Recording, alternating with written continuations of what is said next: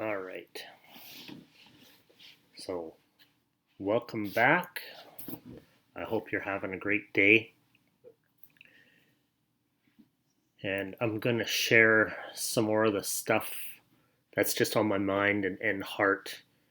Nothing to do necessarily business related today or real estate related. But I really wanted to touch base and talk about trauma and the effects it has on our lives.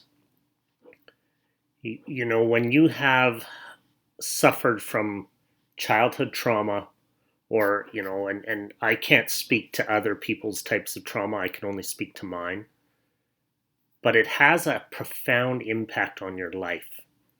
And if you don't deal with it, and if you don't seek help to deal with it, I suppose there are some people out there who can deal with it themselves and fix it, but I think for the majority of people, we need to get to the point where we understand and we don't beat ourselves up over the fact that we need help dealing with it. And so when we go into situations and we are trauma sufferers, we have automatic responses that our subconscious or our brain has given us to survive through different types of issues that we've had to deal with. One of the biggest things I've had to deal with, and I'm still dealing with, I'm certainly not solved in that area, if you will, but is understanding or starting to understand the triggers that happen. Even little things, like for me going into a restaurant, I almost always have to sit facing the door. And I hear this a lot from military people and everything like that, and I've never been in the military. But so you can see what's coming, And I was sitting at a Denny's in now we're working again. All right. So anyways, I'm going to back up here.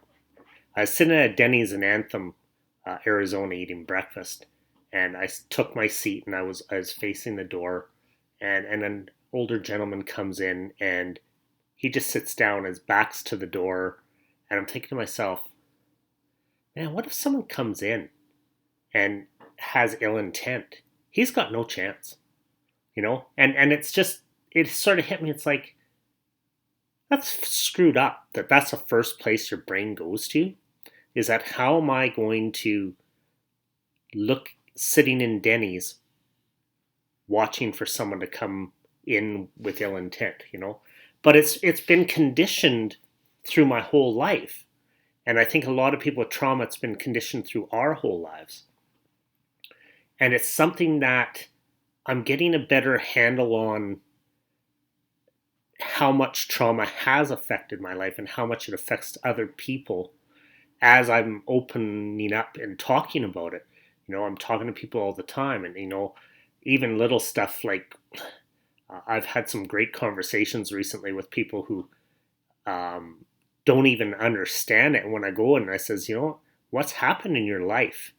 Well, what do you mean? Well, I says, that's not normal.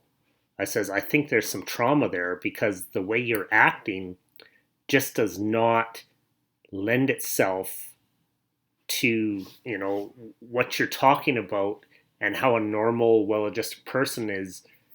They don't act that way, and as I'm being more and more open and honest with myself and being open and honest with people, it really opens the doors to some honest conversations and direct conversations, which I like.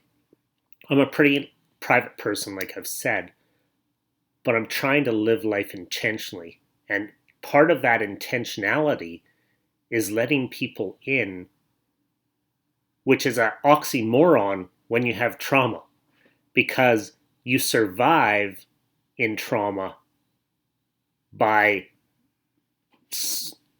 isolating yourself and not opening up, right? But you survive in life, or not survive, you thrive in life by opening up And it's learning who to open up with and who to trust. That is the process and the journey I'm on. And part of this is, you may not know me, you may not like me, you may know me and not like me or like me.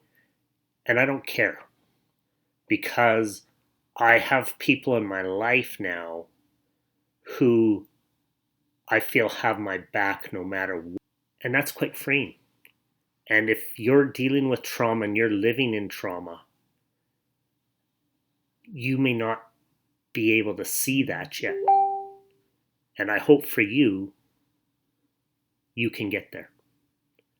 I'm here if you need help. And I'm not sure why this is freezing, but I'm not a tech guy either. So, as you can probably tell. But anyways, I hope you have a great day. And I hope you learn to thrive, not just survive.